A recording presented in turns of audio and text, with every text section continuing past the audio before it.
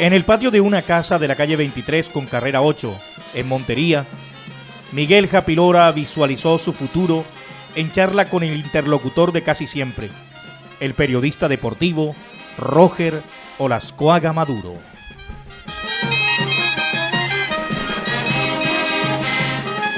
El patio era el rústico gimnasio de boxeo que Osvaldo López Castelar armó para complacer a su hermano menor, Ivo, que por las tardes entrenaba, primero solo y luego en compañía de las grandes figuras de entonces del pugilismo cordobés, como Francisco Yata Durango y Luis Zúñiga, entre otros.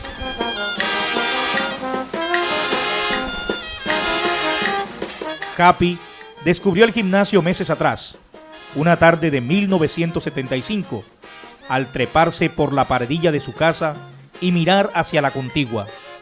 Desde entonces, a pesar de la oposición de su madre, Mercedes Escudero, era uno de los más aventajados aprendices del patio.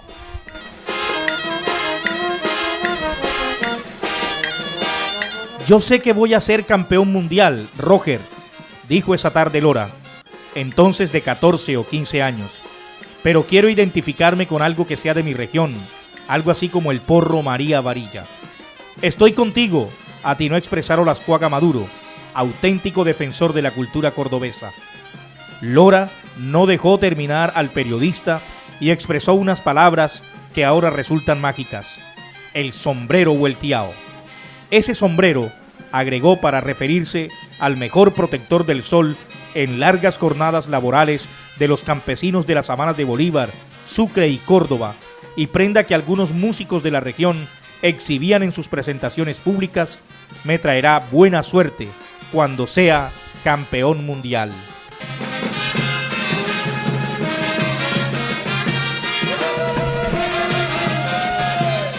Cuando vayas a pelear por el título, yo mismo me aseguraré de que lo tengas, prometió Olascoaga, en un pacto entre los dos del que casi nadie se enteró.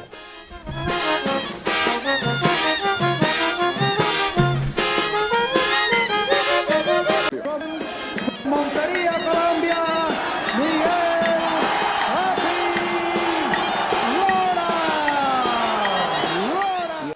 9 años más tarde, el viernes 9 de agosto de 1985, en el Tamiami Park de Miami, Estados Unidos, el monteriano venció por decisión unánime de los jueces al mexicano Daniel Zaragoza, desatando una locura colectiva en el escenario y en Colombia que siguió la pelea en directo por televisión. Además del cinturón verde y oro como nuevo campeón peso gallo del Consejo Mundial de Boxeo CMB, Lora lució por primera vez sobre el ring el sombrero vuelteado.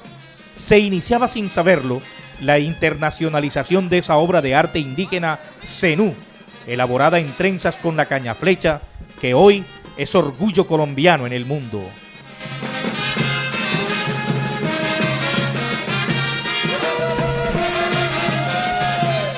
Para cumplir la parte de su promesa, el lunes 5 de agosto de ese 1985, Olascoaga Maduro se presentó a la residencia de su amigo y locutor deportivo Álvaro Díaz Arrieta.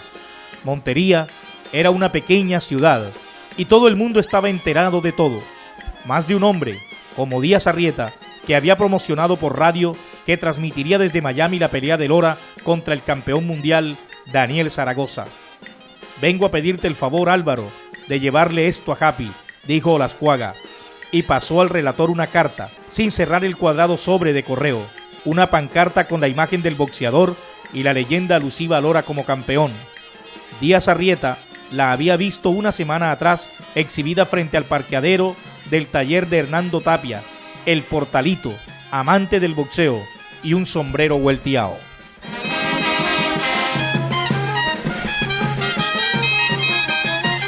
Díaz Arrieta acomodó la encomienda en la parte superior del bolso, su equipaje del primer viaje a Estados Unidos, y el martes 6 de agosto se desplazó a Barranquilla, donde al día siguiente salió rumbo a Miami. Al llegar a suelo norteamericano, luego de recoger el equipaje en inmigración, lo mandaron a un cuarto por cerca de 2 horas. Allí se encontró al promotor de boxeo colombiano Julio Guerrero Caraballo.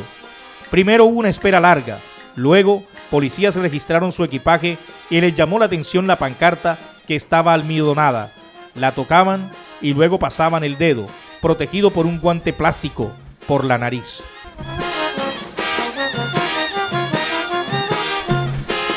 Le dije que era para un boxeador amigo colombiano que disputaba título mundial en Miami. Un policía gringo se puso el sombrero volteado y soltó una carcajada. Entonces, otro policía cubano habló con ellos en inglés y autorizó mi ingreso al país. El sombrero volteado, que era de 21 vueltas, el más fino y famoso, me salvó de que no me regresaran a Colombia. Recuerda ahora Díaz Arrieta, aún detrás del micrófono. El locutor deportivo solo vio a Lora después del pesaje, el mismo viernes 9 de agosto, descansando en la habitación del hotel Shelbourne de Miami Beach. Convenció a quien le abrió la puerta el reacio Amílcar Brusa, el gigante y riguroso entrenador argentino, alegando que tenía una encomienda que su pupilo esperaba, que solo le quitaría un minuto. Despierto en la cama, Happy recibió sonriente la pancarta enviada por Tapia. Por la noche se vería en la primera fila del ringside, portada por unos aficionados barranquilleros, y el sombrero volteado, enviado por Olascuaga, porque consideró que de pronto había algo que sacara de concentración al boxeador. Gracias, Álvaro, dijo Happy, salúdame a Roger. Él te manda a decir que tiene mucha fe y confianza en ti, manifestó Díaz Arrieta, y que no olvides que eres un hombre del Sinú. Eso decía la carta, llena de sentimiento de la región, que solo el locutor entregó al deportista el día siguiente. En verdad, Lora esperaba el sombrero. En las llamadas telefónicas que hacía a su casa semanas atrás desde Miami, insistían en que lo buscaran donde Olascuaga. Sabía que el periodista iba hasta el resguardo indígena de Tuchín, el epicentro del sombrero volteado, no solo a buscar uno, sino a que los indígenas lo rezaran. Por eso el viernes 9 de agosto sabía que su último obstáculo era el mexicano Zaragoza. En la víspera, para evitar la cancelación de la pelea, firmó un contrato de apoderamiento con el cubano Félix Tuto Zavala, quien lo llevó y promocionó en Estados Unidos. Además de conseguir la oportunidad, y el hombre que financió la realización del combate en Miami, el chileno Mr. Chichi Godoy, e incluyó a su amigo cordobés Jairo Espinosa, residente en Miami. Con el volteado en sus manos, sabía que ahora todo dependía de él. Nada me detiene. Este sombrero me traerá suerte. Como campeón, pensó en la habitación. Hoy, 30 años más tarde, Lora se siente orgulloso de su gesta deportiva. 8 defensas y de la fama que le dio al sombrero volteado. La artesanía zenú que lució en cada una de esas peleas. Y todavía parece escuchar los gritos de los aficionados latinoamericanos, más que todo cubanos, que decían: ¡qué bonito sombrero, Happy! ¡Dámelo! Cuando observa el video de la celebración, al ser declarado ganador sobre el ring del Tamiami Park, recuerda que Jairo Espinosa, a quien le había dado la custodia, le pasó el sombrero a él, lo agarró con la derecha, lo presenta de manera triunfal y se lo pone. Ese día, antes de la pelea, Lora y Espinosa posaron con sombrero volteado, menos la tercera persona en la foto, el también cordobés Elder Navarro, a quien el suyo le quedó pequeño. Por la noche, Navarro llevó el cassette con el porro María Varilla, que se escuchó en el Tamiami Park, cuando el colombiano salió al cuadrilátero.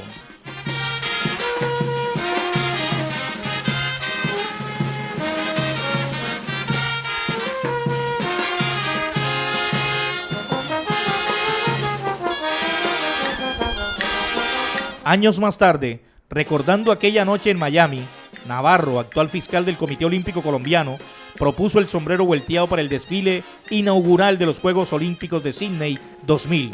Desde entonces, impulsado por otro cordobés, Ciro Solano, vicepresidente del Comité Olímpico Colombiano, no ha faltado en una delegación nacional, y menos de que por la Ley 908 del 8 de septiembre de 2004, el sombrero volteado es símbolo cultural de la nación. En la actualidad, el exboxeador va a Tuchín unas 4 veces al año. Los artesanos lo identifican como la persona que dio a conocer su arte y en ocasiones le obsequian sus obras, algunas marcadas con Happy Lora. Es el lugar donde más se siente ídolo. Lora ha tenido unos 20 sombreros volteados, sin incluir los que su abuelo materno, Manuel Escudero le daba cuando de niño iba a ordeñar vacas y a ayudar con los ordeños en la finca Florida, pueblo cercano a Montería, pero no tiene aquel que lució en Miami, ni sabe quién se quedó con él. Físico de aquella noche, además del cinturón, solo guarda los guantes que utilizó y que regaló a Gregorio Díaz, amigo del abuelo. Al morir Díaz, un hijo se los regresó. Piedad Maluc, su esposa, se ríe ahora, 30 años después, porque Happy se salió con las suyas y dio a conocer el sombrero vuelteado. Ella, que lo acompañaba en Miami en ese 1985, al lado de Samia, la pequeña hija de ambos, quiso disuadirlo de la idea cuando se enteró del propósito, pero él decidió seguir con la promesa que había hecho una tarde en el patio de los López. Promesa cumplida que hoy no pueden celebrar ni los López, ni Portalito Tapia, ni Olascuaga, todos muertos.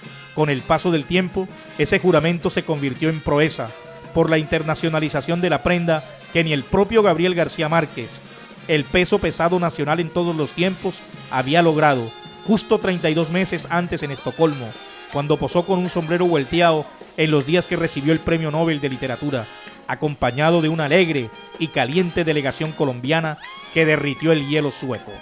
Estewil Quesada Fernández, redactor del Tiempo.